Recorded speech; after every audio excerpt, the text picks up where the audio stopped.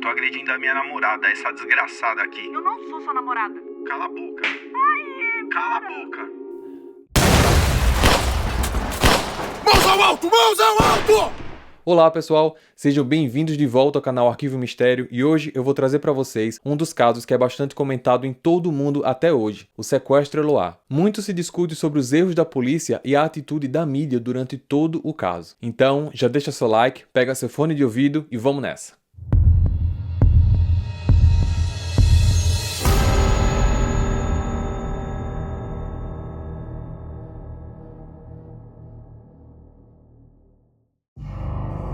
Em 2008, em Santo André, São Paulo, Eloá Pimentel tinha 15 anos. Era estudante, amigável, divertida e muitos diziam que ela não conseguia ver maldade nas pessoas. Ela nasceu em Alagoas e se mudou para São Paulo com a família ainda quando criança. Ana Cristina, sua mãe, trabalhava como cozinheira em uma creche e o pai, Everaldo Pereira, era policial militar. Eloá ainda tinha um irmão mais novo chamado Douglas, também estudante. Quando ela estava no início da adolescência, aos 12 anos, ela conheceu um rapaz que veio a ser o seu primeiro namorado, Lindenberg Fernandes Alves, nascido na Paraíba, 19 anos, 7 anos mais velho que Eloá. Ele e sua família se mudaram para São Paulo quando ele ainda tinha em torno de 2 anos de idade. Lindenberg trabalhava como auxiliar de produção e, ao final de semana, ele trabalhava como entregador de pizza. Por conta da diferença de idade do casal, os pais de Eloá quiseram conhecer Lindenberg pessoalmente. Conversaram com ele, orientaram que algumas regras deveriam ser seguidas e assim todos chegaram num acordo. Após 2 anos e 7 meses de namoro, em 2008, aos 15 anos de idade, Eloá decide definitivamente que não quer mais namorar com Lindenberg. Isso decorreu pelo fato de ele estar se mostrando uma pessoa muito ciumenta, agressiva e ela não via mais esperança nenhuma em um futuro com ele. Depoimentos afirmam que Lindenberg se mostrava perseguidor e uma vez chegou até a atacar Eloá quando a encontrou num ponto de ônibus. Segunda-feira, o início do sequestro. No dia 13 de outubro, Douglas, irmão de Eloá, chega em casa pela tarde e logo percebe que tinha esquecido a chave dentro de casa quando saiu pela manhã. Mas ele também lembrou que nesse horário Eloá já tinha chegado da escola. Então, ele decide bater na porta. Eloá?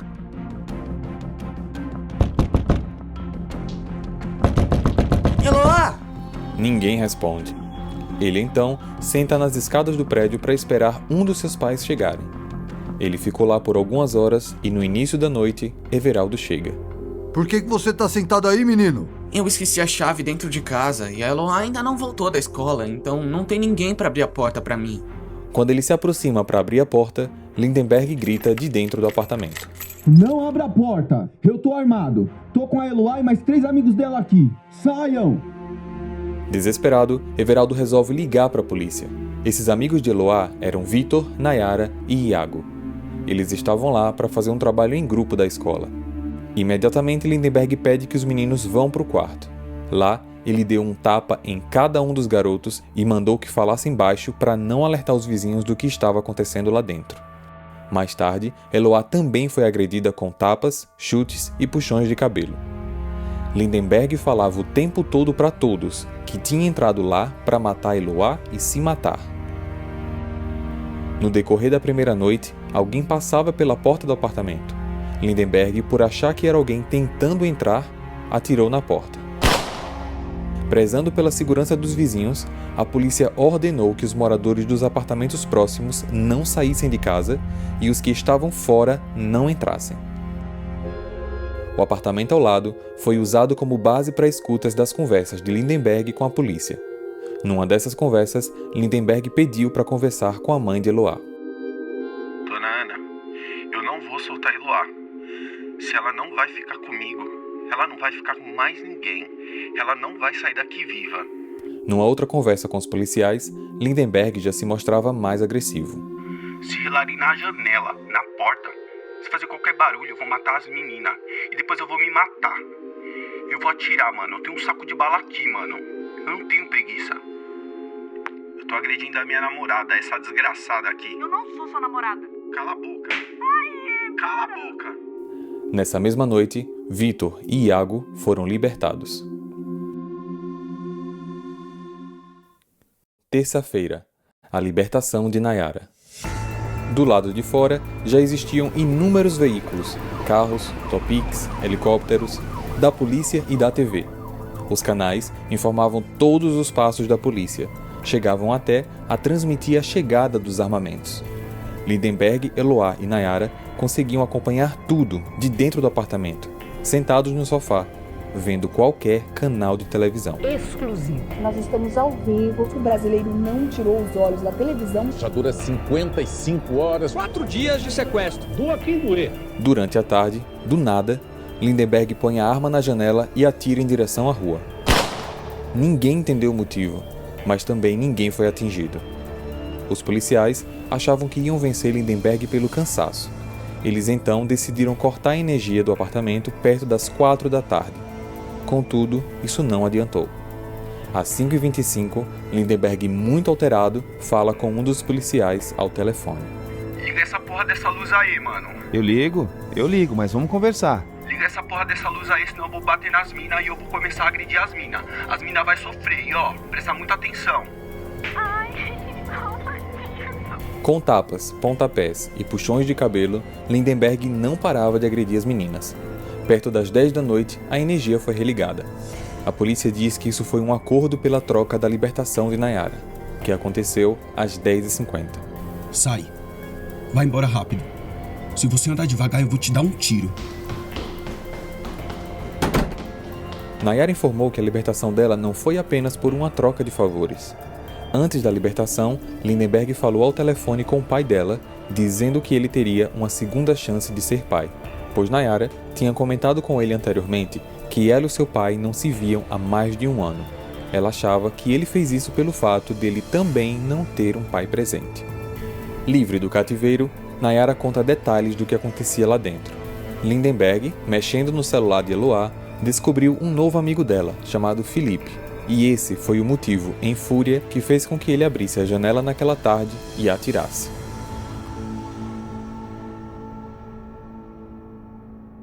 Quarta-feira, o palco televisivo. O caso se tornou uma grande história nacional e a sua cobertura pela imprensa foi gigante. Muitos dizem, até hoje, que esse foi um papel que não ajudou em nada no caso. A imprensa deu muita atenção a Lindenberg. A situação não foi levada a sério como deveria e se tornou estranha quando alguns apresentadores de TV conseguiram um telefone de contato e falaram diretamente com ele. As lentes intimidaram a ação da polícia e toda a atenção aumentou o ego do sequestrador. A polícia estava ficando impaciente. Lindenberg, tá tudo bem aí? Quem é? Somos amigos da família e a gente queria saber se tá tudo bem aí, só isso. Quem é? Lindenberg, é o Luiz Guerra, tudo bem? Quem é Luiz Guerra? Eu sou repórter da Sônia Abrão. A Eloá tá com você, tá tranquila? Como é que tá? Tá bem. Peraí que ela vai falar. Põe ela pra falar com a gente, por favor. Alô, quem tá falando? Luiz Guerra, repórter da Sônia Abrão. Tudo bem com você? Tudo. Como é que tá aí? Tá tudo tranquilo. Eu quero almoçar. Eu tô fraca. E alguns minutos depois... Você tá precisando mandar um recado pra sua mãe, alguma coisa? Eu queria saber como ela tá. Como meus familiares estão. Eu queria mandar um beijo pra minha mãe, pro meu pai. Eu queria falar pra minha mãe que eu amo ela. Pro meu pai também, eu amo ele. Esse foi um pequeno trecho de uma gravação que durou aproximadamente 7 minutos e que foi exibida na íntegra para todo o Brasil. Ao mesmo tempo, Lindenberg chegava a um nível de poder indescritível, pois ele sabia que ele era o centro das atenções em todo o país, além de sempre estar ciente de tudo o que era planejado para ser feito contra ele. Pelo fato dele não ter autorizado ninguém a chegar na porta do apartamento de maneira nenhuma, após a comida da casa ter acabado, eles passaram a receber alimentos através de uma corda de lençóis que Eloá jogava pela janela, os policiais amarravam a comida e ela puxava a corda de volta. Quinta-feira, o retorno.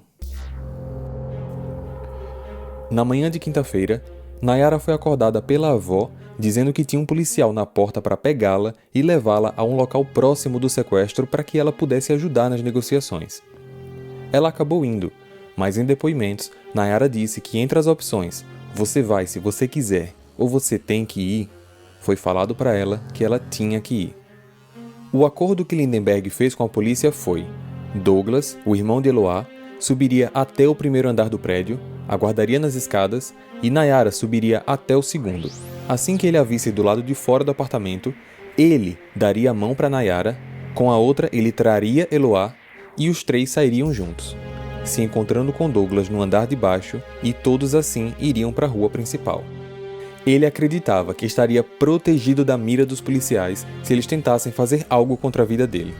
Nayara tinha apenas 15 anos e ninguém da polícia solicitou autorização dos seus pais para que ela fizesse isso. Ela disse que não recebeu qualquer orientação de como ter cuidado ao se aproximar do apartamento, não deixaram claro os riscos e nem perguntaram se ela realmente queria fazer isso. Ela apenas foi pega e colocada de volta numa situação que foi praticamente exigida por Lindenberg. Ao telefone, Nayara conversava com o sequestrador enquanto ela subia as escadas até chegar ao apartamento. Não tô te vendo. Eu tô acenando aqui, não tá me vendo? Tô não. Suba mais. Chega aqui na porta que Eloá vai dar a mão pra você. Ao ouvir isso, Nayara percebeu que Lindenberg já não estava mais cumprindo o acordo, pois era ele quem deveria dar as mãos para Nayara e se entregar. Contudo, ela foi se aproximando cada vez mais do apartamento. A porta foi aberta e do lado de fora, Nayara conseguiu ver Lindenberg apontando uma arma para Eloá. Ele então disse: Dá a mão pra ela. Entra. Assim que Nayara entrou, a porta foi trancada. Na mídia, era possível ver Lindenberg sendo colocado num pedestal. Pediam para que ele se acalmasse, pediam para mandar recado para familiares e até para aparecer na janela para avisar que estava tudo bem. Lindenberg, se você estiver assistindo a gente, por favor, faça esse gesto, faça a prova das meninas, simplesmente acena qualquer sinal para mostrar que está tudo bem. A televisão ainda comunicava por quais crimes Lindenberg já ia responder. Seria essa uma atitude correta a se fazer num momento como esse? Lembrando, lá de dentro, ele podia acompanhar tudo. A pena para sequestro é de 1 a 3 anos, mas sequestro de menores é de 2 a 5 anos. Vamos ver como é que vai ficar essa história em termos aí do que ele vai ter que responder pelo que fez até agora. Em um dos comentários na TV, um advogado se dizia otimista e esperava que tudo acabasse bem. Sou muito otimista, né? Eu espero que isso termine assim em pizza, né? E num casamento futuro entre ele e a namorada apaixonada dele, né? Então, mas isso vai terminar realmente em final feliz, graças a Deus, eu tenho plena certeza e convicção disso. Será mesmo que isso poderia acabar em um lindo casamento? Eu não sou seu namorado, Naquela noite, do nada, Eloá surtou. Eu não aguento mais! Me mate, eu não aguento mais ficar aqui! Lindenberg mandou ela se acalmar, agarrou o pescoço de Nayara em forma de gravata e apontou-lhe a arma para a cabeça. Você quer ver sua amiga morrer? Eu não quero que ninguém morra. Só eu. É eu que quero morrer. Então fica quieta. A essa altura, a polícia já tinha percebido que os acordos a serem cumpridos por Lindenberg não iriam ser feitos. Eles então resolvem intervir. Solicitaram o envio de novas armas que chegou no meio daquela noite e que também teve a entrega exibida na TV. Sexta-feira, o desfecho. Lembram da corda de lençóis? Em uma das vezes que a comida foi entregue, um documento também foi enviado. Era uma espécie de carta, feito por um defensor público que já estava responsável pela defesa de Lindenberg. Nesse documento, dizia que ele poderia se entregar e que nada de grave aconteceria com ele. Às 5h35, Lindenberg tem uma última conversa com os policiais. Tem um anjinho aqui falando, não faz isso. E do meu lado tem um diabinho aqui falando, faz. Não deixa passar não. Tem um anjinho e um diabinho aqui. O diabinho tá falando pra eu fazer. Vai em frente, mano, não para. Lindenberg ainda fala pra polícia invadir o apartamento. Mano, invade essa porra logo, mano. Quero que você invade. Tô doido pra você invadir. Após alguns minutos, o policial comenta discretamente com outros mais próximos que o tipo de conversa dele era de uma pessoa suicida, o que é confirmado minutos depois pelas próprias palavras do Lindenberg. Não tenho mais expectativa de vida mais não, mano. Não tenho mais motivação de buscar Antes, eu tinha sonho de ter uma família, sonho de ter uma casa, um carro. Não tenho mais vontade de ter ninguém, mano. Não tenho vontade de ter nem Eloá, mano, mas tenho um mês tentando sair, me divertir, me distrair, mas não dá, mano, não dá. Alguma coisa tá falando pra mim, cobra, mano, cobra e cobra. E por fim... Dá um tempo pra mim, que tô precisando ficar sozinho. Tá bom. Não quero ver ninguém. Então deita aí, descansa um pouco, tá bom? Falou. Falou. Até mais. 4 minutos depois, a polícia invade o apartamento.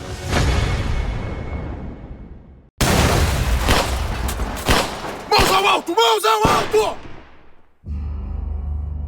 Após a explosão, foi possível escutar 4 tiros.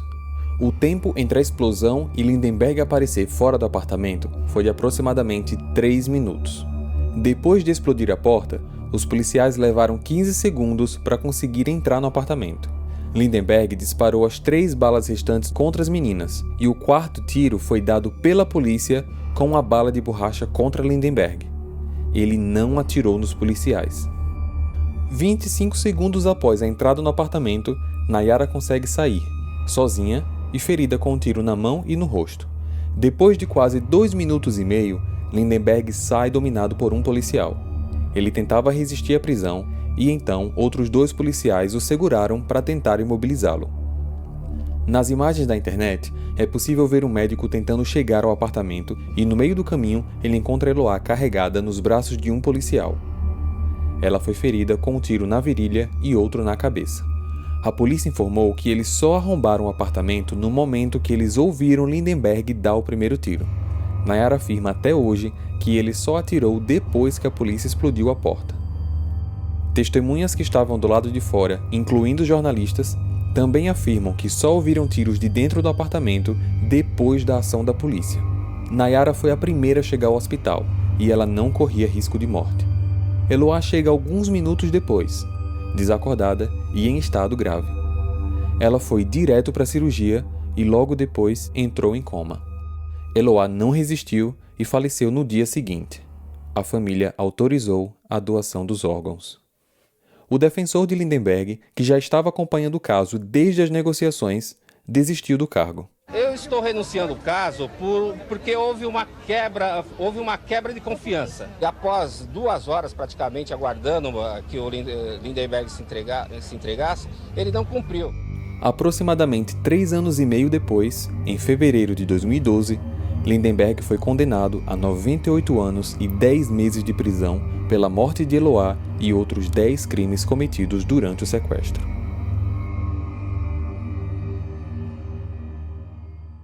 Nayara fala que Lindenberg não dormia direito durante todo o sequestro. Ele cochilava e acordava rápido, sempre assustado. O ferimento que ela teve na mão foi causado quando Lindenberg atirou nas meninas, porque depois que a polícia explodiu a porta, ela se assustou e cobriu o rosto, e aí o tiro que Lindenberg deu atravessou a mão e pegou o rosto dela. Durante o sequestro, o pai de Eloá, Everaldo, foi reconhecido na televisão e ele estava sendo procurado pela polícia de Alagoas, pois em 89 ele foi acusado pelo assassinato de um advogado. Por conta disso, dele ter sido reconhecido, ele foi encontrado e preso. Em 2018, Nayara recebeu uma indenização do Estado por terem deixado ela retornar ao cativeiro depois da sua libertação. A indenização foi no valor de R$150 mil.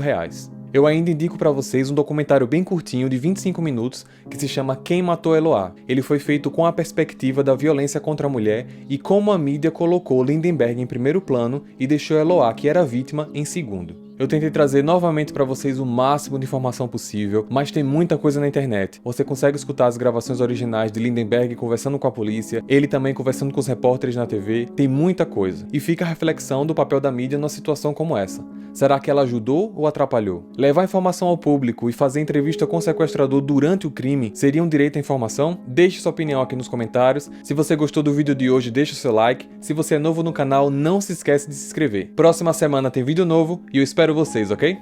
Até lá!